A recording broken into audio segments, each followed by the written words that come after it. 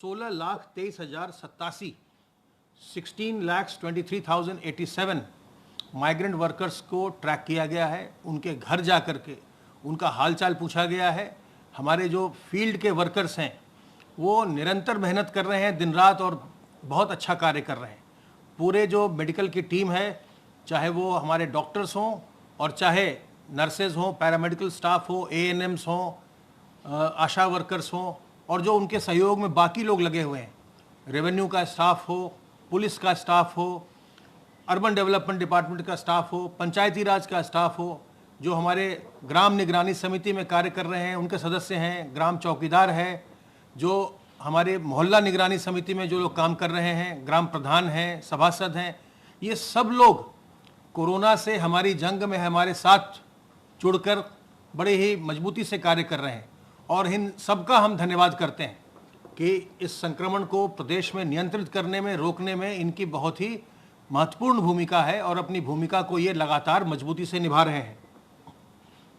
हमारा सर्वेलेंस का काम लगातार चल रहा है और हमारी टीम्स, जिसमें आशा वर्कर्स भी होती हैं, जिसमें एएनएम्स होते हैं, रेवेन्यू के भी लोग होते हैं, साथ में पुलिस के भी लोग जाते हैं, सर्वेलेंस का काम हमारा लगातार चल रहा है और कुल मिलाकर के 17,493 इलाकों में अभी तक सर्वेलेंस का कार्य हुआ है, जिसमें से 5,519 हॉटस्पॉट के इलाके हैं और 11,974 नॉन हॉटस्पॉट के इलाके हैं।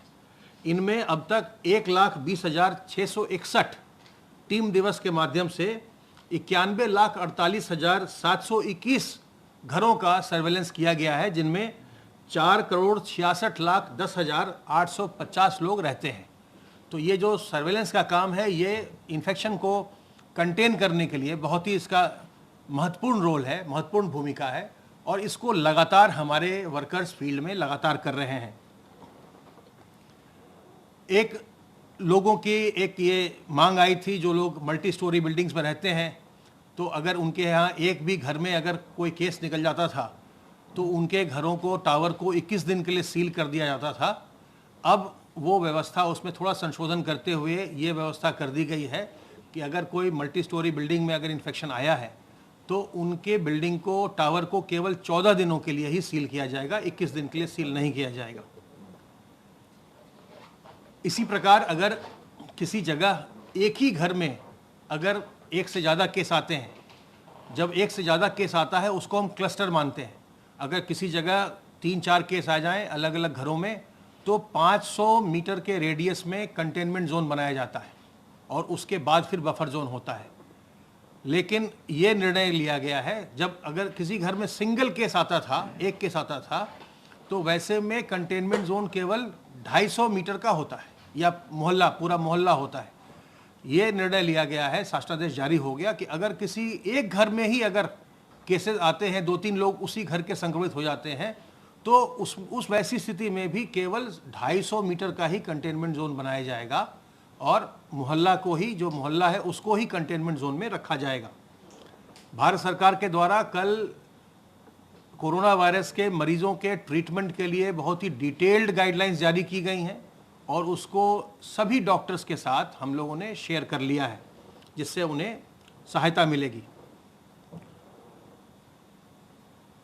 इस बीमारी के जो संक्रमण है उसको रोकने के लिए हमारे पास कुछ आसान तरीके हैं, जिनको अपना करके हम इस संक्रमण से बच सकते हैं। इस संक्रमण की इस समय कोई वैक्सीन नहीं है, इसलिए इससे बचाव करके ही हम संक्रमण से मुक्त रह सकते हैं। और इसके बचाव के लिए बहुत ही साधारण तरीके हैं, आसान तरीके हैं।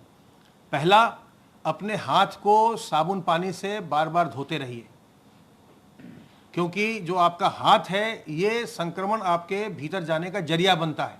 जब आप किसी इन्फेक्टेड सरफेस को, सतह को छूते हैं और फिर हाथ से अपने मुंह, नाक, आँख को जब आप टच करते हैं तो वायरस आपके अंदर जाता है। इसलिए अगर आप हाथ को साबुन पानी से अच्छे से धो लेते हैं तो आपका हाथ वायरस से मुक्त हो जाता है और फिर संक्रमण की श्रृंखला, जो ट्रांसमिशन चेन है, वो टूट जाती है। तो पहला काम तो ये कि साबुन पानी से हाथ को बार बार धोते रहिए। दूसरा, जब आप किसी के नज़दीक जाते हैं और अगर वो व्यक्ति संक्रमित है तो जब आपसे वो बात करता है, जब वो छींकता है, खांसता है, तो जो उसके मुंह और नाक से ड्रॉपलेट निकलते हैं वो आपके अंदर जाते हैं। जब आप बात कर रहे हैं आपके मुंह और नाक से आपके अंदर जाते हैं और उससे आप संक्रमित हो जाते हैं। इसलिए ज़रूरी है कि आप दूसरे व्यक्ति से 2 गज की दूरी, बचाव के लिए ज़रूरी, उससे 2 गज की दूरी बना कर रखिए। और जब भी आप किसी से बातचीत करें 2 गज दूर रहें, तो वैसे में वायरस आप तक नहीं पहुंच पाता। और तीसरी बात, बहुत ही आसान तरीका, अपने मुंह और नाक को हमेशा ढक कर रखिए। मास्क से ढकिए, दुपट्टे से ढकिए, रुमाल से ढकिए, गमछे से ढकिए। तो जब आप 2 गज की दूरी मेंटेन करेंगे और अपने मुंह और नाक को ढक कर रखेंगे, तो जब आप सामने वाले से बात कर रहे हैं तो वायरस आपके अंदर नहीं जाएगा, आप संक्रमित नहीं होंगे। टिश्यू पेपर लेकर के मुंह के ऊपर रख के तब खांसिए या छींकिए, और टिश्यू पेपर को डस्टबिन में फेंक दीजिए। अगर वो भी नहीं है तो अपने हाथ को, केहूनी को इस तरह से लाइए मुंह के ऊपर, और तब फिर आप उसमें छींकिए या खांसिए। इससे क्या होगा कि संक्रमण जो है वो नीचे नहीं गिरेगा, आपके यहाँ पर रुक जाएगा कपड़े पर, फिर उसको आप धो लेंगे, तो आप दूसरों को बचाएंगे। हमें अपने को बचाना है और दूसरों को भी बचाना है। और जब भी आप किसी व्यक्ति से मिलिए, 2 गज की दूरी इसलिए मेंटेन करना ज़रूरी है कि आपको नहीं पता कि वो व्यक्ति संक्रमित है कि नहीं है, क्योंकि 80% मामले ऐसे आते हैं जिनमें कोई लक्षण ही नहीं आता। तो ये हमको ये मानना चाहिए, आज जब संक्रमण हमें देखने को मिल रहा है, संक्रमण का प्रसार हो रहा है, तो इसकी श्रृंखला को रोकने के लिए हमें ये मान के चलना चाहिए कि हम जिस भी किसी व्यक्ति के पास जा रहे हैं वो संक्रमित संभवतः हो सकता है, इसलिए उससे हम सावधान रहें, हम उससे 2 गज की दूरी मेंटेन करें, तो हमें संक्रमण नहीं आएगा।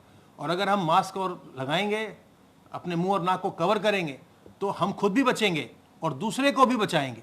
तो इसलिए हमें और आपको, सब लोगों को मिल करके प्रदेश को संक्रमण से मुक्त करना है, संक्रमण को नियंत्रित करना है। और किसी प्रकार की हीन भावना मत लाइए। अगर संक्रमण हो तो संक्रामक बीमारी किसी को भी हो सकती है, और दूसरे को हो तो कोई दुर्भावना मत लाइए। तत्काल जांच करवाइए, अपना इलाज करवाइए। जांच की व्यवस्था, इलाज की व्यवस्था निःशुल्क है। और किसी प्रकार के लक्षण आने पर, सांस फूलने पर, जुकाम होने पर, ज्वर होने पर, तत्काल हमारे हेल्पलाइन नंबर 1800 180 5145 पर फ़ोन करें, या अपने ज़िले के जिला अस्पताल जाइए, जिला मुख्य चिकित्सा अधिकारी संपर्क करिए। तबीयत ज़्यादा खराब लग रही हो, 108 नंबर को कॉल करिए और एम्बुलेंस मंगवाइए। एम्बुलेंस आएगी, घर से आपको अस्पताल ले जाएगी, आपकी जांच भी होगी, आपका इलाज भी होगा। तो किसी प्रकार की हीन भावना मत लाइए। जितनी जल्दी आप सामने आएंगे, जितनी जल्दी अपना इलाज करवाएंगे, आप बिल्कुल स्वस्थ होकर घर बिल्कुल वापस स्वस्थ होकर लौटेंगे। देर करेंगे, जटिलताएं होती हैं। आप सबसे मेरा अनुरोध है कि अपनी बीमारी को बिल्कुल न छुपाइए। तत्काल जैसे ही आपको लक्षण लगे, तत्काल अपनी जांच कराइए। अब मैं अनुरोध करूंगा अपर मुख्य सचिव गृह से।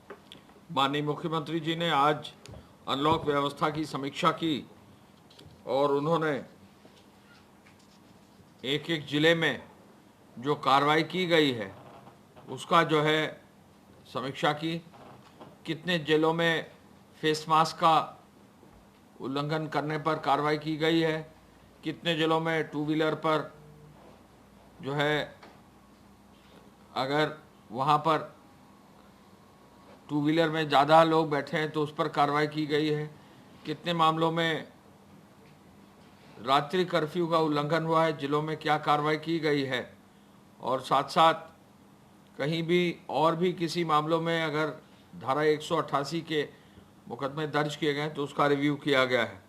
माननीय मुख्यमंत्री जी ने निर्देशित किया कि हर जनपद में, हालांकि अनलॉक 1 है, लेकिन जहां भी भीड़ भाड़ में, जहां सोशल डिस्टेंसिंग का फॉलो नहीं हो रहा है, जहां भी मार्केट्स में भीड़ भाड़ ज़्यादा हो रही है, वहां पुलिस पेट्रोलिंग की जाए और हर हालत में जो नॉर्म्स हैं उसका पालन किया जाए। मुख्यमंत्री जी ने कामगारों और श्रमिकों को सामाजिक और आर्थिक सुरक्षा प्रदान करने के लिए ये कहा कि प्रदेश सरकार इसके लिए संकल्पित है और स्किल मैपिंग का कार्य बहुत तेज़ी से कर रही है। ऐसे श्रमिकों और कामगारों को सुरक्षा, खाद्य सुरक्षा प्रदान करने के लिए राशन कार्ड भी बनाने की प्रक्रिया तेज कर दी गई है। बहुत जल्दी ही हर व्यक्ति का, जहां भी राशन कार्ड नहीं बना है, जो लोग लौटे हैं उनको राशन कार्ड देने की व्यवस्था है। और ये भी निर्देशित किया है कि जिनके राशन कार्ड अन्य प्रदेश से बने अगर हैं तो राशन कार्ड पोर्टेबिलिटी के अंतर्गत उस पर भी उनको कार्रवाई की जाए। क्वारंटाइन सेंटर और कम्युनिटी किचन को सक्रिय करने के लिए, साफ सफाई सुनिश्चित करने के लिए आज उन्होंने निर्देशित किया। आज 4:30 बजे शाम को वो लगभग 11 जनपदों के लिए वरिष्ठ अधिकारी जो है आईएएस के सचिव और प्रमुख सचिव स्तर के और साथ साथ वरिष्ठ चिकित्सा विभाग के जो अधिकारी एडी और जॉइंट डायरेक्टर स्तर के, आज उनको संयुक्त रूप से एक नई टीम बना रहे हैं, जो प्रत्येक जनपदों में जो अस्पताल हैं, जो चिकित्सकीय व्यवस्था है, जो पूरा उपचार की व्यवस्था है, जो बाकी और व्यवस्था है, उनकी समीक्षा माननीय मुख्यमंत्री जी कराने के लिए आज नोडल ऑफिसर्स की बैठक 4:30 बजे करने जा रहे हैं। महिलाओं को रोजगार देने के लिए, आजीविका मिशन से उनको जोड़ने के लिए, ऐसी गतिविधियों को जोड़ने के लिए जो महिलाओं से के सेल्फ हेल्प ग्रुप के माध्यम से कराई जा सकती हैं। अचार बनाना है, मुरब्बा बनाना है, पापड़ बनाना है, सिलाई का काम करना है। सिलाई का काम करके एसएचजीज ने पिछले वर्ष काफ़ी संख्या में बेसिक शिक्षा विभाग में जो स्कूल यूनिफॉर्म से वो प्रोवाइड फॉर किया था, ऐसे ही महिलाओं को प्रशिक्षण देकर उनको रोजगार और स्वतः रोजगार देने के लिए निर्देश आज उन्होंने दिए हैं। कोविड और नॉन कोविड अस्पतालों में डॉक्टर्स और नर्स में जो है राउंड लें, उनकी मॉनिटरिंग हो, पैरामेडिकल स्टाफ की मॉनिटरिंग हो, सैनिटाइजेशन सुनिश्चित किया जाए, मरीजों को पानी प्रॉपर पीने के पानी की व्यवस्था, उनके भोजन की व्यवस्था ये किया जाए और साथ साथ जो है ये सुनिश्चित किया जाए कि कहीं भी अस्पताल में सफाई में कोई कमी न रहे। ये निर्देश आज उन्होंने दिए हैं। महिलाओं के प्रति कहीं अपराध, एससी एसटी में विशेष रूप से उन्होंने निर्देश दिया है कि जहाँ भी कहीं भी किसी भी एससी एसटी के मामले में यदि कहीं अपराध होता है तो बिना किसी देर के पुलिस जो है प्रशासनिक अधिकारियों को तुरंत कार्रवाई करनी चाहिए और तुरंत कार्रवाई करके जो भी दोषी है उसको जो है उसके विरुद्ध सख्त से सख्त कार्रवाई करनी चाहिए। अभी हाल ही में जौनपुर में एक घटना में, हाल ही में आजमगढ़ की एक घटना में और हाल ही में देवरिया में भी जो है उन्होंने ये निर्देश दिए हैं। गौ हत्या के संदर्भ में आपको मालूम है कि अभियान चल रहा है। नया जो है अधिनियम और नए एक्ट जो है ऑर्डिनेंस लाकर जारी किया जा रहा है, इस पर भी काम किया जा रहा है। और साथ साथ मुख्यमंत्री जी ने ये भी निर्देश दिया है कि जितने भी शिक्षक हैं जहाँ भी हैं, चाहे वो माध्यमिक शिक्षा में हो, उच्च शिक्षा में हो, बेसिक शिक्षा में हो, समाज कल्याण के अंतर्गत हो, कस्तूरबा गांधी विश्वविद्यालयों में तो काफ़ी संख्या में कार्रवाई अब तक कर दी गई है। तो इन सब के डॉक्यूमेंट्स की एक जांच करने के लिए एक डेडिकेटेड टीम जो है बनाई जाए और कहीं भी किसी भी रूप में ज़ीरो टॉलरेंस की नीति अपनाते हुए कोई भी कहीं भी फर्जी अगर पाया जाता है तो कार्रवाई की जाए। हालांकि बड़ी संख्या में सभी विभागों में टीचर्स हैं, समय लगता है, लेकिन एक अभियान चलाकर डेडिकेटेड टीम्स लगाकर कार्रवाई करने का मुख्यमंत्री जी ने निर्देश दिया है। मैं आपको ये बताना चाहूँगा कि जो गृह विभाग के माध्यम से 188 की एफआईआर हैं, कुल मिला के 65,337 एफआईआर दर्ज की गई हैं और अब तक 1,78,163 लोगों पर कार्रवाई की गई है।